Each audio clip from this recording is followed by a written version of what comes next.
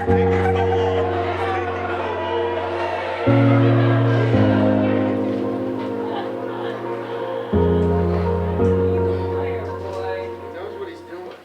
the idea came up a few years ago now from a discussion with our youth upstanders as well as with our staff equity team.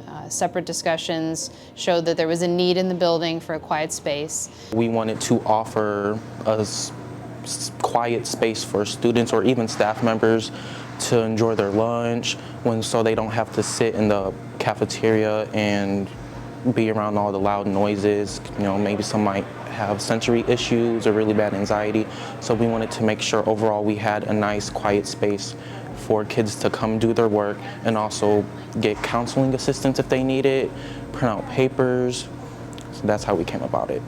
The equity team conducted a series of surveys of our students. One is a student experience survey where we gather data on the culture and climate of the school.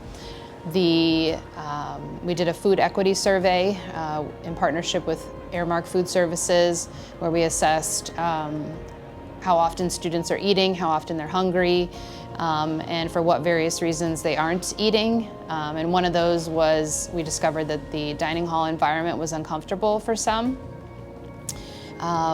So putting all of that data, qualitative and quantitative data together, we discovered that students are in need of a quiet space, especially during their lunchtime.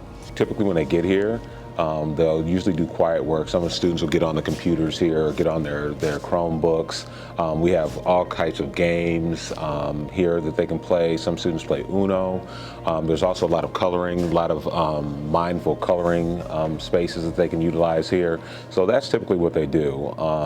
But usually they're on their phone or usually into their Chromebooks. So we introduced it the Wednesday after Labor Day. We have an extended homeroom every Wednesday, and we introduced it with a video and slideshow presentation describing the space. And since then, I think we're averaging about 7 to 8 students each class period. So they have to check in with their dining hall teacher first, their lunch teacher, to ensure that they are in attendance. And then they request a pass from their dining hall teacher. They give them that pass and they come into this space, give the pass to our SEL support staff that is in here, and they sign in with that staff member.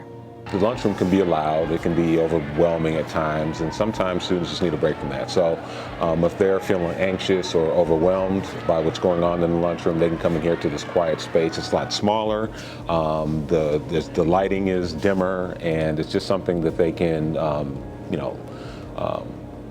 maybe de-escalate or get themselves back on track. If they do have an issue, we're in this room, myself and some of the SELs are here to staff the room in case there are some issues that they want to talk to somebody about. I'm the manager of the EHS Youth Upstanders, and we are a club that has discussion topics within the community, the school, just an overall discussion on how we can help or better the school or the community.